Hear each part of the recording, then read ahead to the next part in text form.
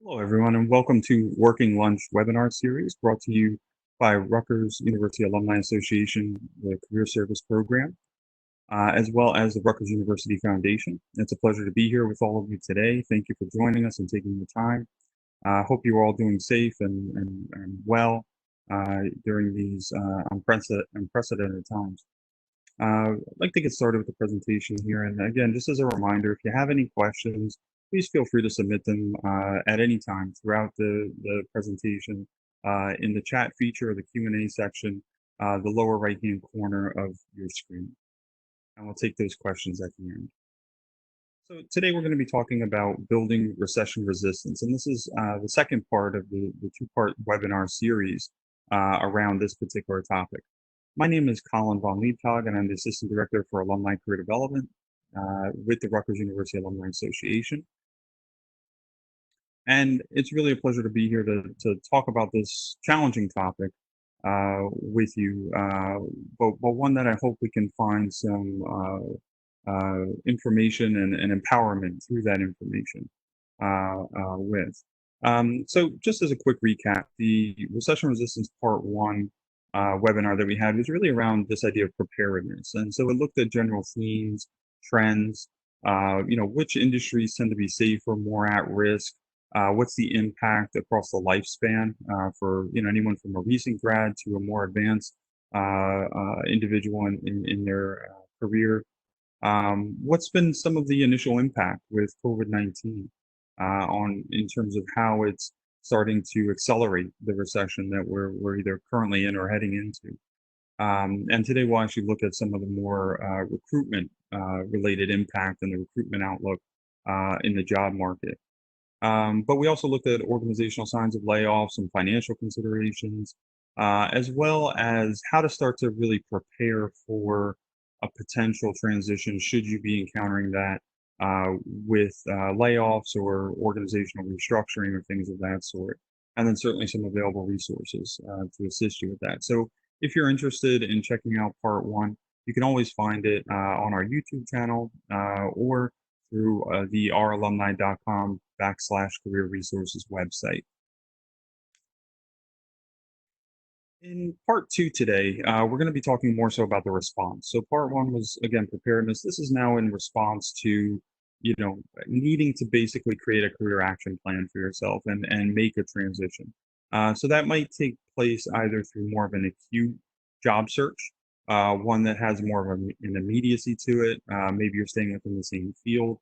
Or maybe this is an opportunity to transition to something very different. Maybe you're coming from one of those industry backgrounds that tends to fare a little bit worse during recession times, and you'd like to make a bit of a change. So in order to do this response, we've really broken this down in a couple different ways. So looking at developing a career strategic plan. Some of you might be familiar with strategic planning through organizational development and organizational management at your various companies and places of work. This will be a little bit different, but it's taking some of those same principles and core elements and building off of those, but applying them on a more individualistic kind of a level. Ultimately doing a SWOT analysis of your own career and kind of where you stand currently within it. Some transitional framework pieces to consider that'll help a transition, whether it is for an immediate kind of job search or something that might be a little bit more protracted, taking a little bit more of a time and reinvestment in credentials, if you're doing something that's more of a full-fledged career transition to a new field, new industry, new sector, things of that sort. And so what action planning items really go into this? And then, as I mentioned earlier, looking at some of the COVID recruiting trends, because that's going to really impact things for you too. Whether you are doing that acute job search or more of a full-fledged transition, if the end goal is to obtain some employment in another place, we need to be very aware of what's happening in the current job market as it pertains to COVID. I just want to emphasize too, before we get started with the other elements of responding really to recession times. If you're looking for something very, very urgent in the sense of unemployment, food security, healthcare assistance, childcare assistance, check out these websites here. The New Jersey sites on unemployment. And we also have on our alumni site the New Jersey Department of Labor and Workforce Development, a link there that's going to help you with those other components like food and healthcare and childcare. So if your needs are something that is more pressing and more urgent, by all means, please access the resources available to you.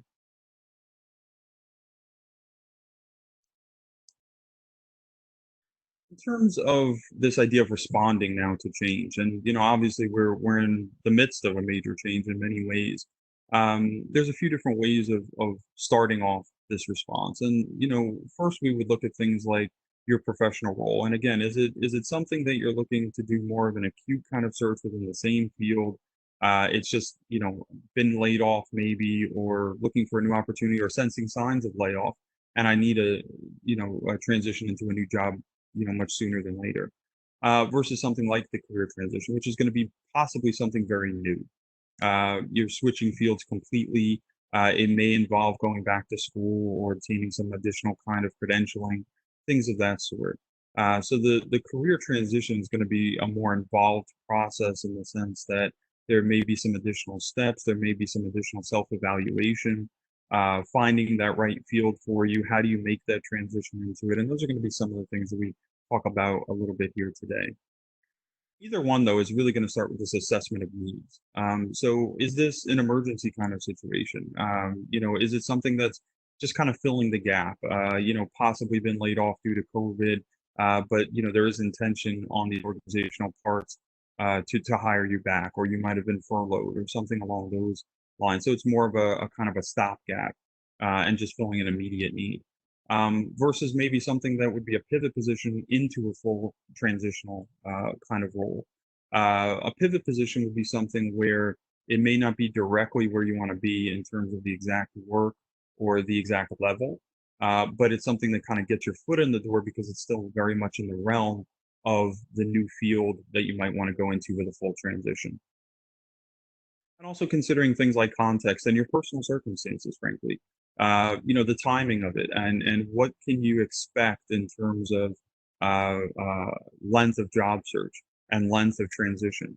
Obviously, it's a very tight job market in the sense now that companies are still doing a lot of layoffs and freezes and furloughs and things of that sort. So the hiring mechanism might not be as strong right now.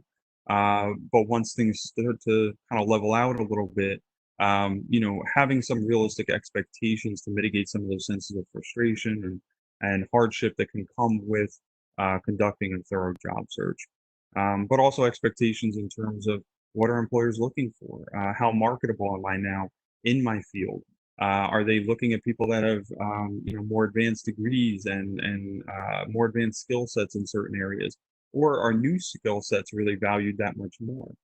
This idea of working from home really requires us to be pretty digital savvy in terms of our areas of expertise and how we can facilitate getting the job done. So expectations may change as well on the employer side.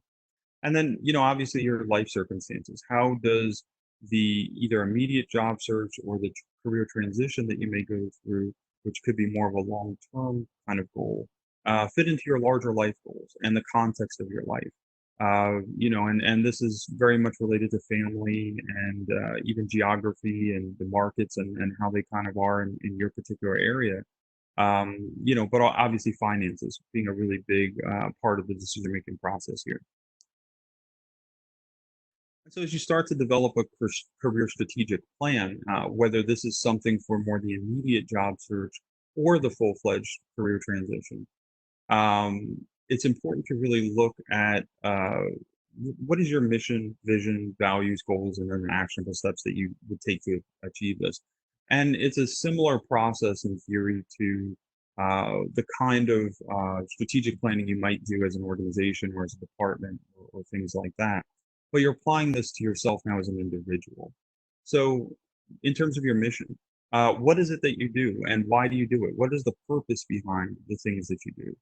And this is going to help you in the job search aspect that might be a little bit more immediate because it's involving your personal branding and how you want to start to maybe develop things like your credentials. I mean, market your credentials rather, but develop things like your resume, which are marketing your credentials, things like your LinkedIn profile, your cover letters, and things of that sort. It also, on the more kind of long-term end with a full-fledged career transition, can help with identifying what's really kind of important to you in terms of the work that you have done, but also what are those transferable skills and achievements that you have that will lend themselves now to a new field altogether. In terms of your vision, this is really related to your ideal. So, what is your ideal situation or circumstance that you would really like to be in? And this again can be applicable on both the short term and the long term kind of response to career transition in recession times. But knowing your ideal helps you to stay focused on your end goals.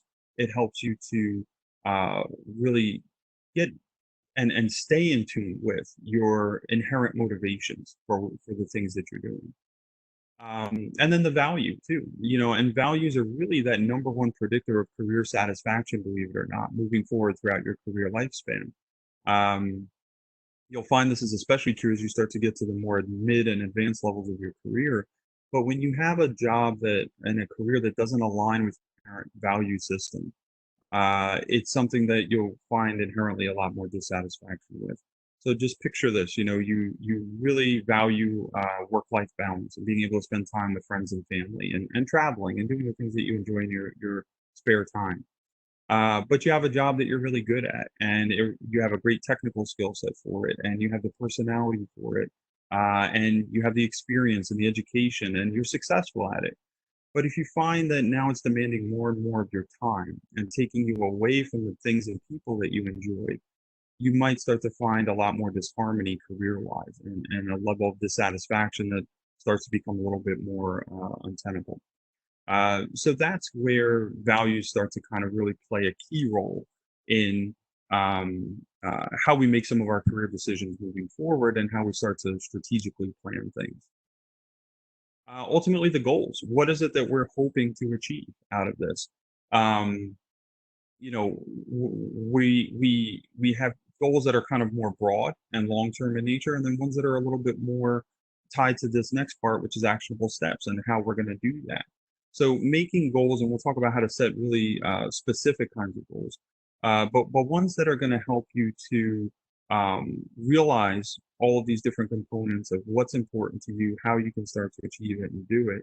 But setting the goals in an effective way so that you have these actionable steps that will enable you to carry out the strategic plan, the mission, the vision, and ultimately make sure it's aligned with your values.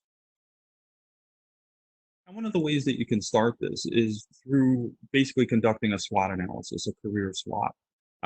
So SWOT stands for strengths, weaknesses, opportunities, and threats. And these are pertaining to internal as well as external characteristics or traits.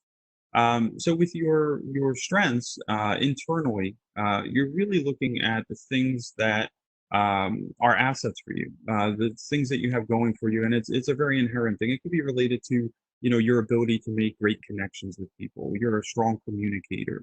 Sometimes they're linked to our personalities, our work styles. They can also be related to things that we've accumulated over time, like education, experience, and skills. Those are things that are inherently now a part of who you are as a professional. In terms of weaknesses being internal, this could again pertain to something a little bit more on the personal side or areas for future development. But they're things that you ultimately would be able to get some element of control over, like getting more experience or getting more credentials or education in a particular field or training. In terms of opportunities, these are more external facing as well as threats. And opportunities are things that are typically not necessarily within your control, but you could certainly benefit from or try to align yourself with. Um, and opportunities can come from a broader network. They can come from things that are happening within society that might open up new channels or avenues and things of that nature. Very similar to the threats. The threats are again out of our control, and it could be something like COVID. It could be something related to the economic downturn that's going to ensue, and how company hiring policies might be impacted by this. So a lot to consider in terms of both the internal, the external, what can we control, what can't we control, but how do we mitigate some of those weaknesses and threats by leveraging our strengths and leveraging the opportunities that we have and conducting a little bit of an internal kind of SWOT analysis to see what it is that's going to help you to grow, what is it that you have now that can help you, and doing a little bit of self analysis in that way. Because again, when you're doing an acute job search, this helps from the standpoint of being able to market your skills, experiences, education, etc., in a more effective way to employers. Anything from an elevator pitch to an interview to a resume. When you're doing the more long-term kind of strategic career planning and thinking about a full-fledged transition, this shows you where some of your gaps are. And as you're making that transition, what is it you would need to grow in? Where would you need to develop? What kind of additional credentialing might you need? Skill sets that you need to develop to facilitate a transition, to make you successful in that transition. And all the while kind of taking an analysis of both your internal characteristics that you can control, but then the external factors that are certainly going to impact things for you significantly. And how can you start to navigate those waters a little bit more effectively? So the SWOT approach here can be very valuable, very easy to do too. It's just something where you literally would make a grid on a piece of paper and start listing these things out. What is it you've accomplished? What is it that you'd like to accomplish? How do your strengths, weaknesses, opportunities, threats all tie in with that? And how do you then use that to help facilitate a transition, market yourself more effectively? How do you look at areas for growth? How do you look at the way to basically make the most out of what you have to work with in front of you, both internally and externally? As we look at how you start to now develop a little bit of this transitional framework, um, one of the first and most important things is to mobilize support. And support can take many faces too. It can be friends, family, colleagues, coworkers, what have you. But your champions, in essence, who are the people that are going to support you, encourage you, uh, be of either tangible resource to you in terms of things like having a strong network. And that could be an old network that you're tapping into or establishing a new network, but also, look at the available resources to you. And this may take the form of something like unemployment to kind of be that stopgap as you still make ends meet, but continue your job search. Or it might be things like continuing education offered through Rutgers University or another school that help you to achieve your goals because now you're obtaining certifications, licensing, additional credentials, and project-based learning that's going to enhance skill sets that make you that much more marketable to employers in the immediate term, or help to facilitate that transition to something new because now you're developing the new skill sets that are really required. So, looking at how you mobilize support through both people and resources is really a key area for consideration because that's going to be part of the framework and the foundation for how you're able to respond effectively to recession.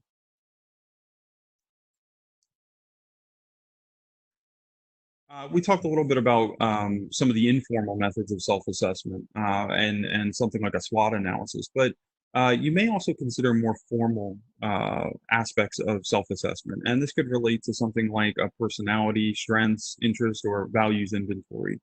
And some are popular, like the Gallup Strengths Finder assessment, Myers-Briggs personality. John Holland, a personality and social psychologist, has done a lot of work around interests. And so you'll find various interest and values assessments out there as well. But utilizing these things and the information that you gather from it to see how well you're inherently aligned with the areas that you're considering. So this is especially helpful if you're looking at a more long-term kind of a career transition. Is this new field that you're considering the right kind of field for you? Based off of all of these different factors. You can change skill sets, you can grow in those ways, but some of the things that are a little bit more innate to you and your inherent preferences and style for work. How do those things align with the area that you're looking to go into?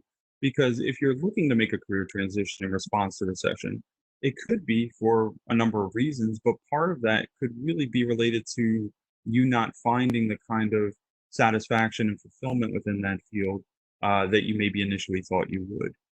Or the field has changed quite a bit and it no longer kind of matches up with these things that are important to you.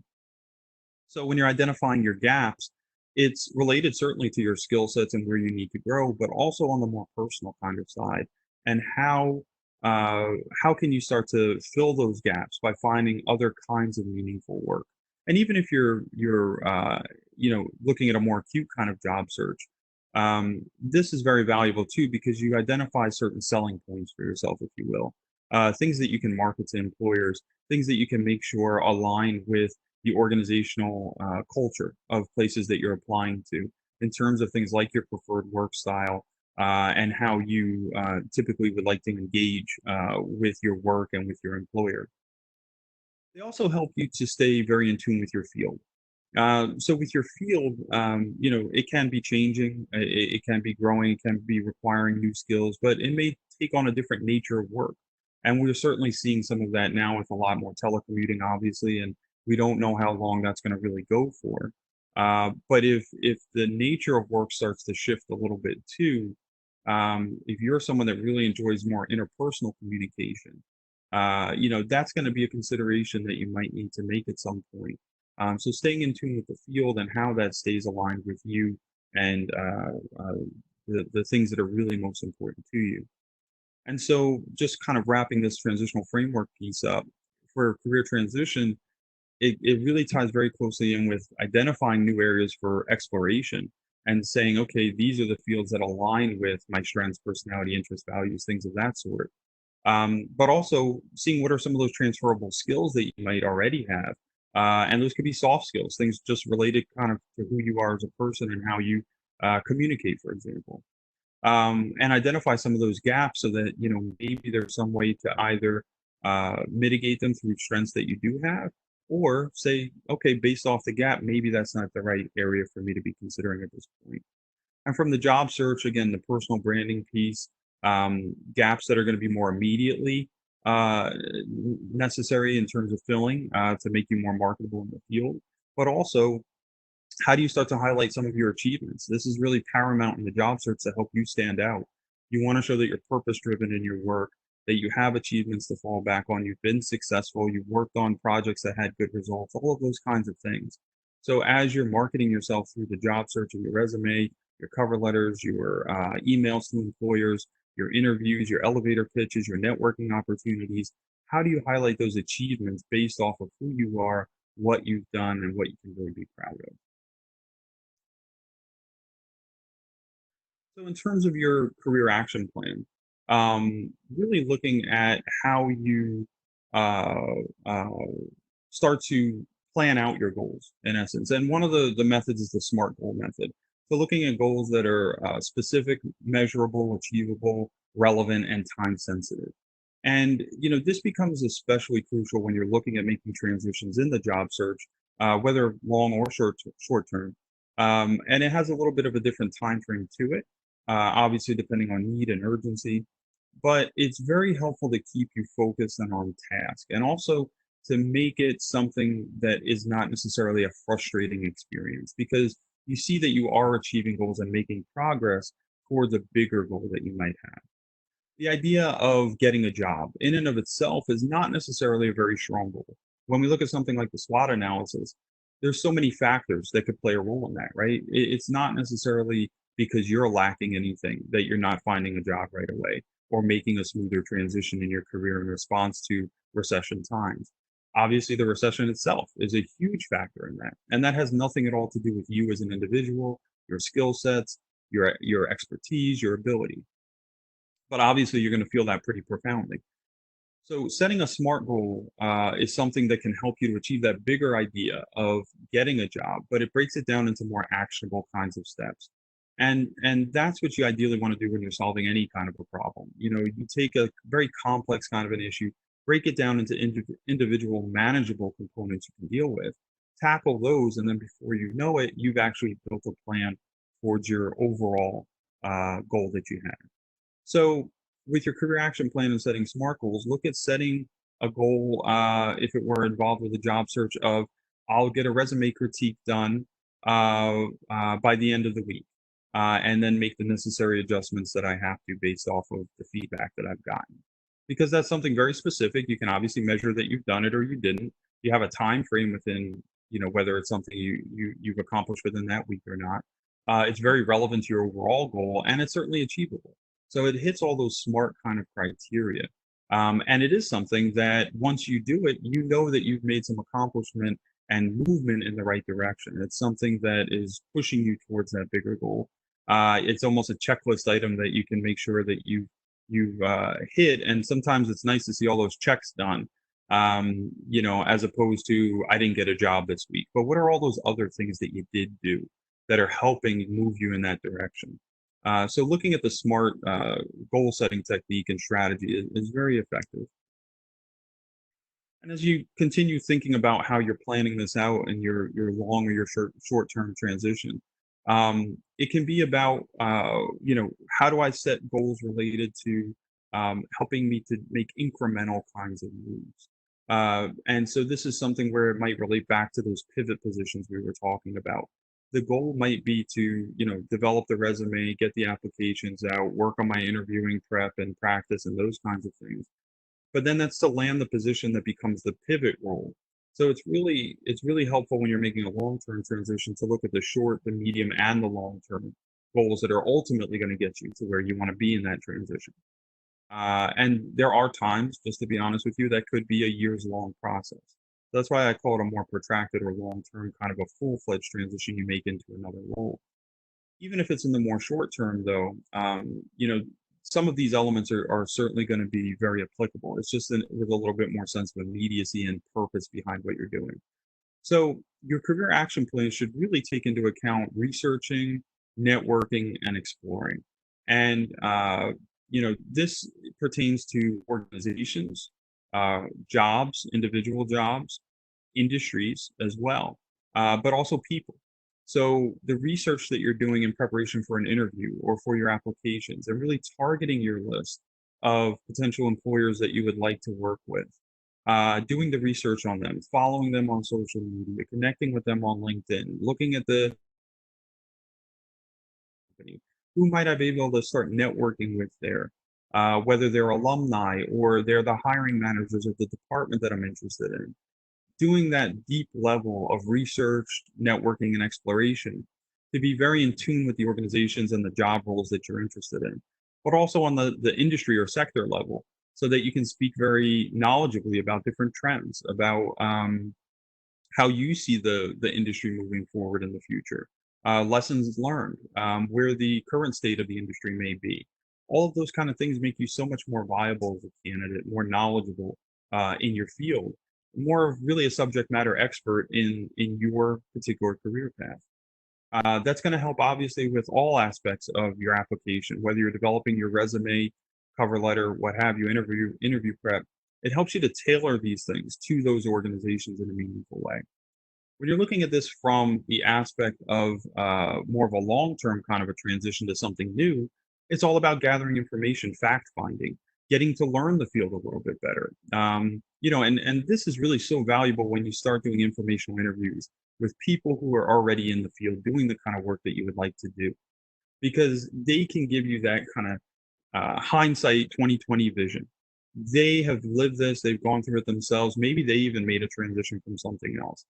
Look at that as really being gold, because the information that they have is very relevant to where you are now, so that you can carve out a pathway for yourself, avoid some of the pitfalls, hopefully realize, what are the most marketable credentials, where are the best places to find jobs, things like that, that come from insights that you're really only going to get from people who have actually lived it and kind of been through it.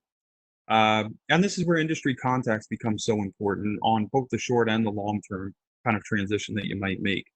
So connecting with hiring managers, connecting with HR, especially in talent acquisition, recruitment, they're that front line in a lot of ways, and they're sourcing candidates, whether through virtual means now like a LinkedIn or a virtual career fair or a career event. But even sometimes when we do get back to the in-person version of things, hopefully they would be the ones on the front line doing that kind of recruitment as well. But also on the front line in terms of scanning resumes, looking through the applicant tracking systems, which we're going to talk about in a moment, and looking at how you can leverage some of these contacts you might have, and even others, for consulting gigs, things that again would be a little bit more of a stopgap, but you're relying on your areas of expertise to be able to do consultant work, project-based work, contract work. Keeps you working, keeps a network developing, more things to put on the resume, more projects to talk about, skill sets maybe that you're developing.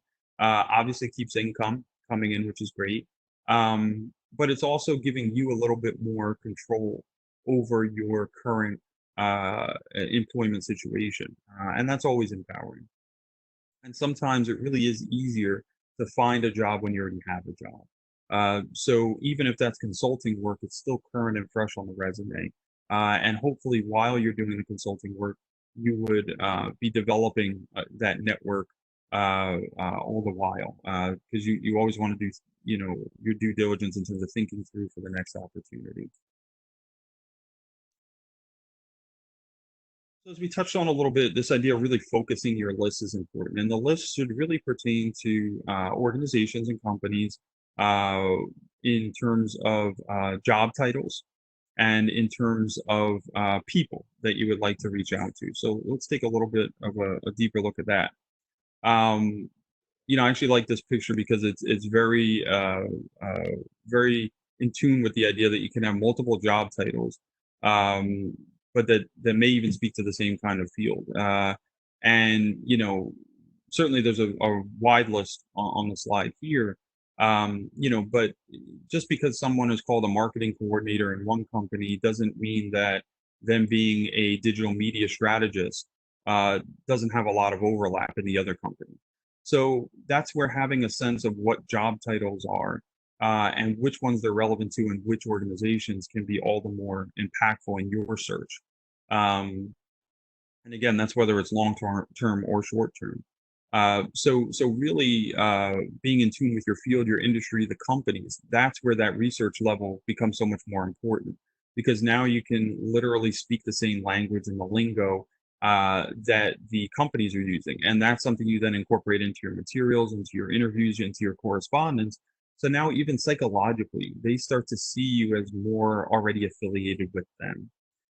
So mirroring the language, it's actually a very powerful psychological approach when you mirror behavior and language and things like that in terms of alignment and affiliation. And it's no different when it comes to things like an interview or a job search. So by you having a focus list of employers, organizations, job titles, things like that, it helps you to be that much more in tune with what they're doing and how they move and navigate, how they speak, things like that. And so then you start to do those things too and align yourself really very well with it. So that should always be part of a career action plan to get to know your fields, your job titles, your organizations, your people too, in terms of who you're interviewing with, who you can reach out to and connect with, and the networking piece that becomes so crucial, whether you're doing a long or short-term response here. One great way in this screenshot, shows you that, but one great way to really connect with individuals, especially now because it's a digital resource, is through LinkedIn, but connecting with Rutgers alumni. And you'll notice we have 250,000 or more alumni on LinkedIn, and it's really a simple three-step process. You log into LinkedIn, you go to your search bar, you type in Rutgers University, make sure it's the main university. You'll also see other ones come up with affiliations with particular schools or programs, like maybe a business school or something like that, and those can be great to join and search as well. But if you're just looking here at the main university page, you have so much access here. So make sure it's the right page. It has all those alumni on it. And then that third step there of connecting with alumni by clicking on that tab there for alumni. And then as you'll notice, you can actually do a keyword searcher based off of their job title, the company they work at, that kind of a thing. Or you can break it down geographically, looking at where they live, what organizations they work at. If you click the next button there, it'll actually go over into the kind of work that they do. What did they study? What is your degree of connection to them on LinkedIn? Are you already connected as a first degree, or you have someone in common that you know and they're a second degree?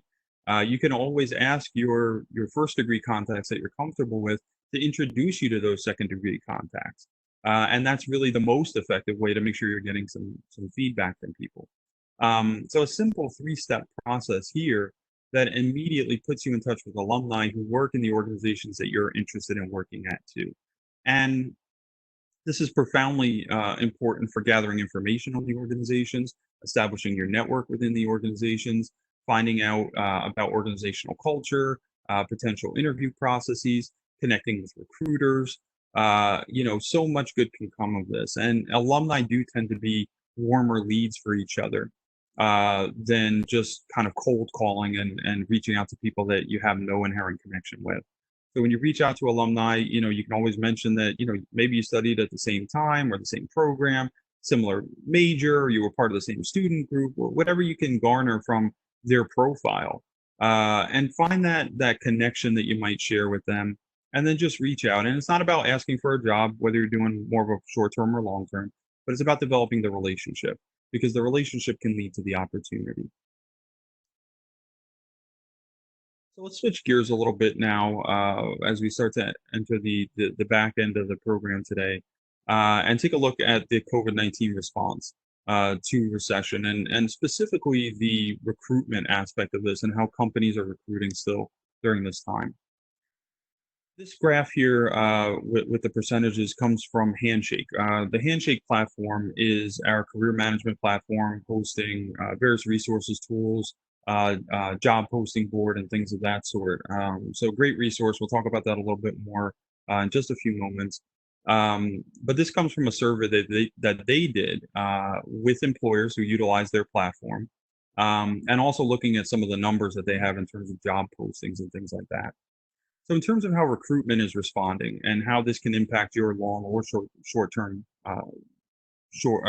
response to recession times, 89% of employers are adopting virtual or video interviews.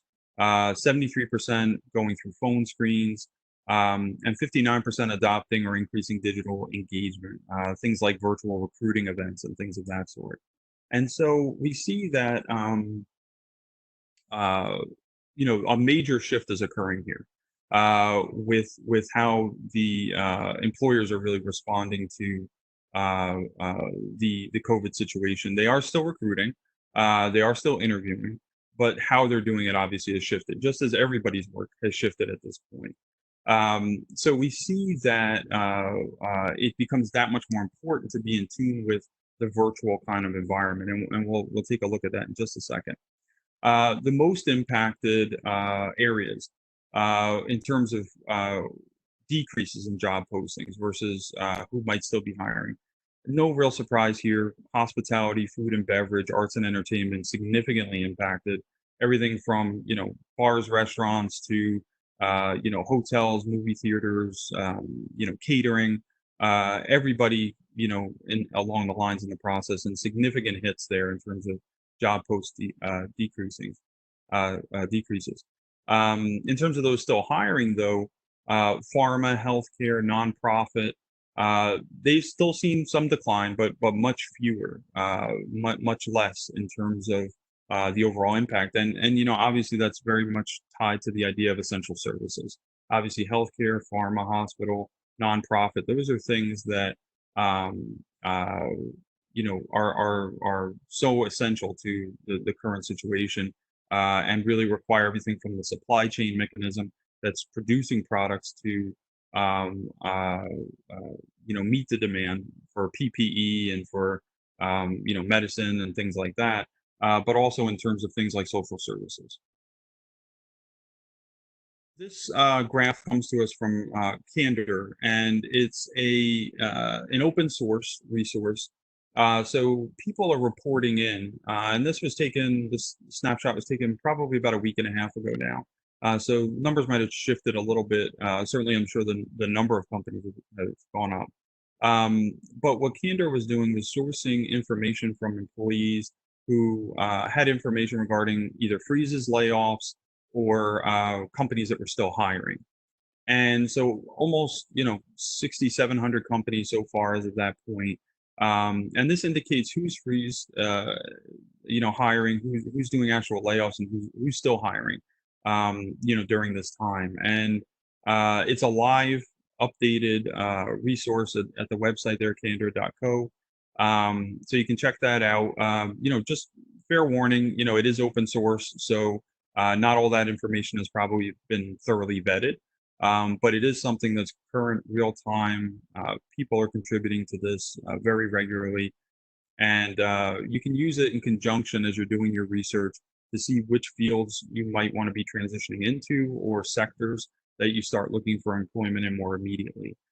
So again, if you're responding to the recession times because you need a new job immediately, and you have a transferable skill set because you've worked in IT, HR, marketing, something like that, you can start to use something like this to see which sectors you might want to start applying for jobs in. And conversely, if you're thinking about a long-term transition, there may be certain areas to kind of avoid here or be wary of. This one comes to us from the Handshake Survey as well. And when they say trend in students receiving outreach on the Handshake platform, what they're referring to is all users. So they refer to everyone as students. You could be alumni who are, 50 years old and they consider you a student. So, take that wording there with a little bit of a grain of salt. But these are individuals who are on that Handshake platform receiving outreach from employers. And in terms of the industries that are still reaching out, again, it very much aligns with the more kind of essential education, internet and software. So really, how are we conducting the all of this digital work and education that we're currently invested in, and who's helping to support all of that? Healthcare is paramount, obviously, but also, as we're looking at things like investment management consulting, part of that is about mitigating risk and how do we look at opportunities to increase efficiency within organizations. And so that's where you'll still see some hiring taking place, maybe not as much in terms of furloughs or freezes or layoffs. And then in terms of those majors that are receiving outreach, you got your top five here with business, psychology, bio, computer science, and finance. So it aligns very closely with the industry trends that we see too. As of the beginning of March, these are the top job roles that were being advertised on Handshake. So again, very much aligning with the core kind of essential functions that we're seeing: mitigate risk, increase efficiency, cut costs, still meet customer demand as needed, and facilitate digital opportunities and things related more kind of the software development end of things. So as you're making a career transition during COVID-19 and responding to this, accelerated recession, a couple things to remember. And one side of it is this human element, right? So we're all lacking more social connection these days. Obviously, everything is over the computer screen or phone. And some people are feeling that a lot more than others, certainly. But it also impacts how you're viewed as a candidate when you're looking for jobs. Because at a certain point, you're kind of just reduced down to that application that you have. And it's harder to actually get in front of somebody and see how they respond to you and get a vibe off of somebody else, right? So it's important to get back to basics, and this really ties in with the idea of, having the core kind of principles that'll help you to stand out in a positive way. And some of those things might be just simply being responsive, being understanding in communications, being flexible, being very polite and courteous in your emails, acknowledging that you hope they're doing well during this challenging time. Understanding if they don't get back to you right away, or they may have to reschedule a couple times. And so knowing that, just as we're all kind of going through individual challenges with this, the employers might be too, and they may have a job that they want to fill, or a posting that's out there, but they may be doing homeschooling as well. And they may be dealing with illness for themselves personally or within their family or their social circles. And so we have no idea what they're really going through on the other end of that video conference. So just being sensitive to that. And that's part of what I mean by back to basics with this human element. Also maintaining your network and a good video presence. And the video presence is more essential to networking probably now than ever. And a couple of ways of kind of looking at that. So video presence, and how it ties in with this idea of personal outreach, being that some candidates are having success standing out from the crowd because they're including very brief, 30 to 60-second recorded elevator pitches, if you will, or communications to say hello to the employer as part of an application or an email to an employer or a hiring manager. And this is something that you certainly want to reflect well upon you. So you want to make sure you're doing a good job of it. You're dressed professionally. It's polished. It's focused to them. It's not the same generic message you're sending out to everybody. But it does add a little bit more of that human element. They can actually see you as opposed to just reading your resume, reading your cover letter. They get a little bit of sense of who you are. It makes you more memorable. So some people are finding some success, including video messaging within emails or applications. And so again, making sure that it's well recorded. There's a good background. You're looking the part. It speaks to your elevator pitch speaks to the current situation and the specificity around the role or roles that you might be applying for. And then, obviously refining that search process, tailoring those lists and searches as much as possible so you can really connect with that right person, ideally within an organization, as a networking contact, as a hiring manager, as an HR recruiter, whoever it might be. And then those are the people that you're able to really devote that proper energy to. So that you can be good at this. You can be good at the networking part and the digital communication and the video that you're sharing and the kind of correspondence that you have. It's more tailored to them. It speaks more to them because now more than ever, it has to be really focused in terms of your attention to detail and how you align with the opportunities that you're seeking. I always find this graphic very valuable because I think it's even more true now than ever. Employers are hiring in a certain direction. It starts with who's a referral? Who do they already know? What's the low hanging fruit? What's the safer contact when they have an open job? Because they've either worked with the person before, they interned there, whatever the case may be. Who's coming as a referral from existing staff members or from their network, someone that they can trust. Tapping into all of these different ways, all the way from internal promotion, lateral move, all the way up to recruitment agencies. Those are all focused on people. It isn't a job board that they pulled your resume from, but it's a person who either referred you or that you already knew or that knew you or that kind of a thing. It's about that relationship. And that's how employers ideally would like to hire, and that's how people stand out. It saves them time, it saves them money. They get a little bit more of a sure thing or a known entity. Unfortunately, though, most people really look for jobs in the opposite direction. The first thing people tend to do is go to those internet job boards and apply to a flurry of potential opportunities there. And then they start to work down the ladder. So if you start to work in the direction that the hiring employers are working to, it tends to provide you a bit more success overall. But especially now when the opportunities have to be very specific and aligned with your interests and goals as well. And then, so we looked at the human element and this idea of relationship building and interaction, but there's also a digital element to consider. And I know we've touched on it a little bit throughout, but just a couple of things I want to highlight for you here. Um, the new way of recruiting and talent acquisition leaves a little bit of a gap between how people traditionally did this, in person, through career fairs, through meetings, things like that. And now is much more reliant upon AI, artificial intelligence, for quality matches, for how they're matching up goodness and fit with candidates versus the kind of positions that they have and things of that sort. So you may attend something like a virtual recruiting event. And this is, a bunch of, think of a virtual career fair, basically. A bunch of recruiters are there and employers, and they're connecting with candidates in real time through online platforms and things like that. And this can be an inherent one to an organization, so it's just them recruiting for their positions, or they may be part of a larger collective, kind of a career fair, if you will.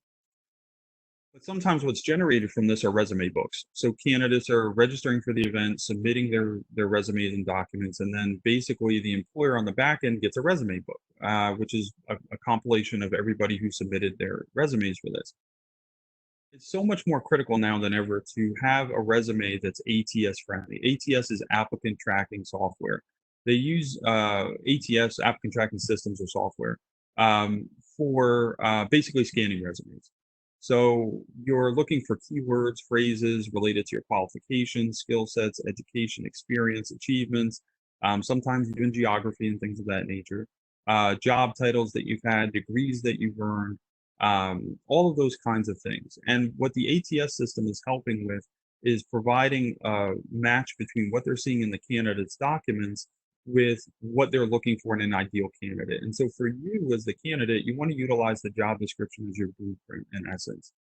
Um, you want to match your resume and documents as much as you can in terms of keywords and phrases with what you see in that job description. And because of the virtual recruiting environment, it's so much more essential for your resume to be ATS friendly. So having the keywords and phrases that are relevant to that application and tailoring your resume as needed for any application that's really important to you like that so that it is a good match with the organization. Mirroring the language, things like that. And of course, being truthful and accurate in terms of what's on your resume and not embellishing or anything, but making sure that the wording and the phrasing matches well and that um, that you're able to demonstrate your experience in a meaningful way as it connects to that organization. They have to see you as the candidate, the fit.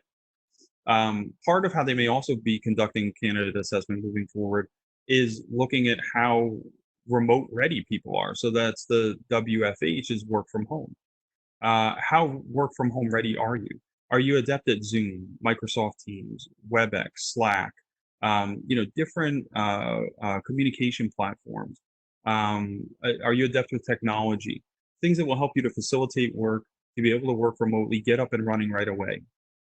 Part of how you demonstrate this is through strong proficiency in your interviews if you're having them virtually, but also including that on your resume, including that in your documents, highlighting that on your LinkedIn profile.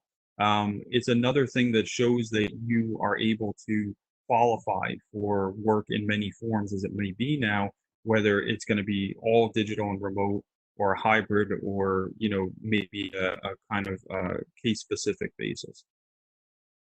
Also becoming adept or at least aware of interview technology and how that's changing. So there's applications like HireVue and Yellow out there, and you're basically recording interview responses without interviewing with an actual person. So you're being prompted with a question.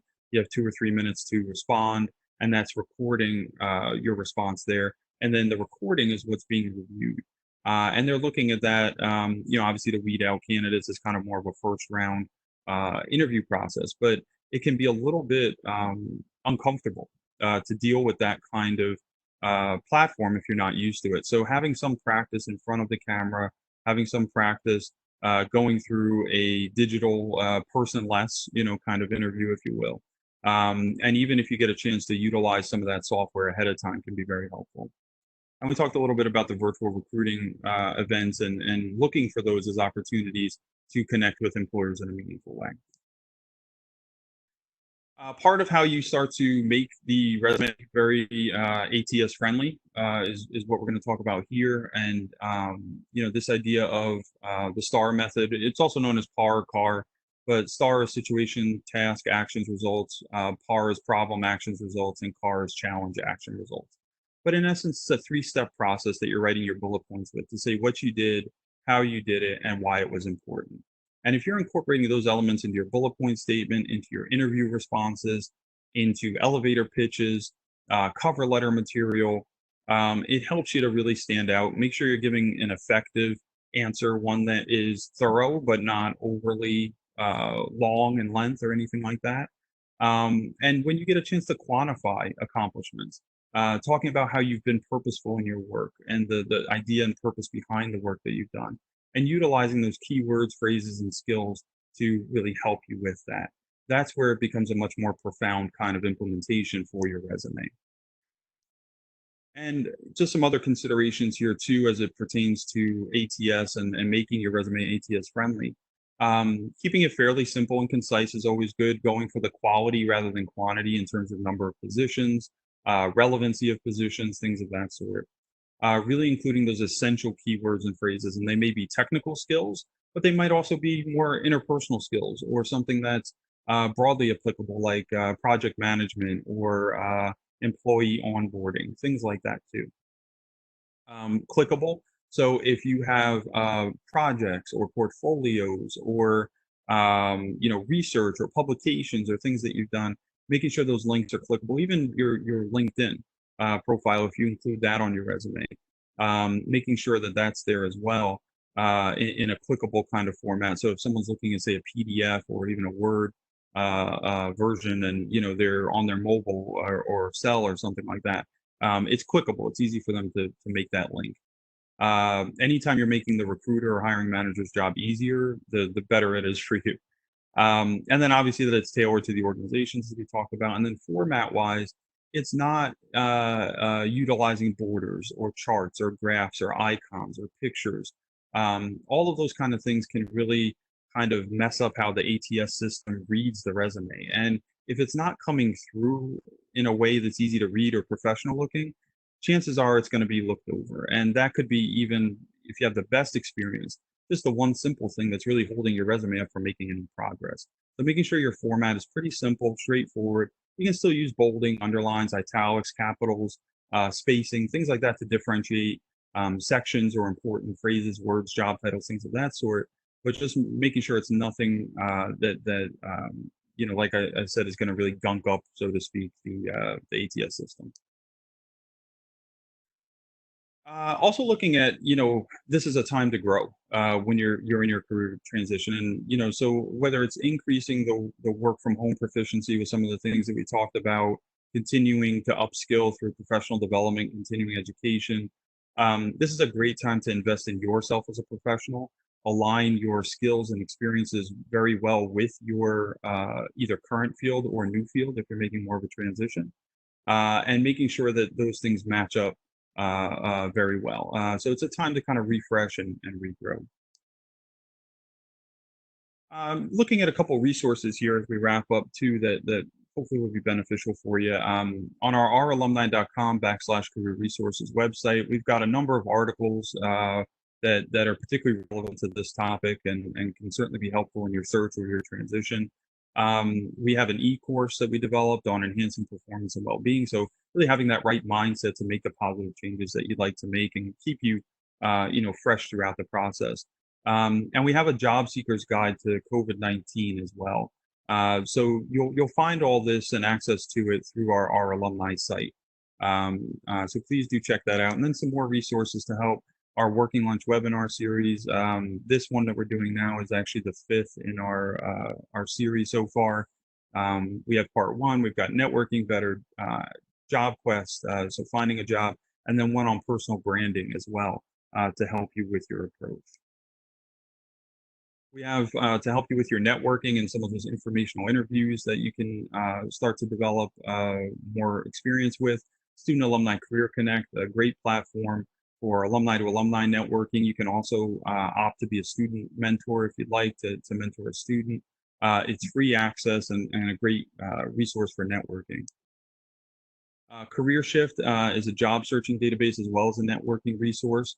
So it's almost like taking an Indeed and a LinkedIn and putting them together. You can find opportunities there from an aggregated search pool, and then actually find alumni who work at those organizations and some contact information too. So a great starting point to build off of a job or a company you might be interested in, to then tap into a networking resource too. To make sure that all of those professional documents are where they need to be, you have access to 3 months of Grammarly Premium, and you can always renew it after that 3 month period if you like. But it's free access for alumni. So making sure that your resume, cover letter, personal statements for grad school have no errors, no typos, no mistakes, things that are going to help you to stand out from the crowd in a positive way by making sure that those things are covered. And then I mentioned earlier the Rutgers Handshake System. So check in with your campus career center for login information and access. But you have a job board there. Interview Stream is a great interview practice tool to help you with getting more adept with virtual interviewing. And you can really pull from a long list of questions. Great resource for you to help with that. So all you need really is essentially your webcam or your phone with your camera there, and you can access the interview stream tool. But a lot of other great resources and tools, some related to some of the self-assessment that we talked about as well as the job board listed there on Handshake. So that concludes our Working Lunch webinar for today. I thank you all so much for attending. I'd be happy to take any questions that anybody might have now at this point.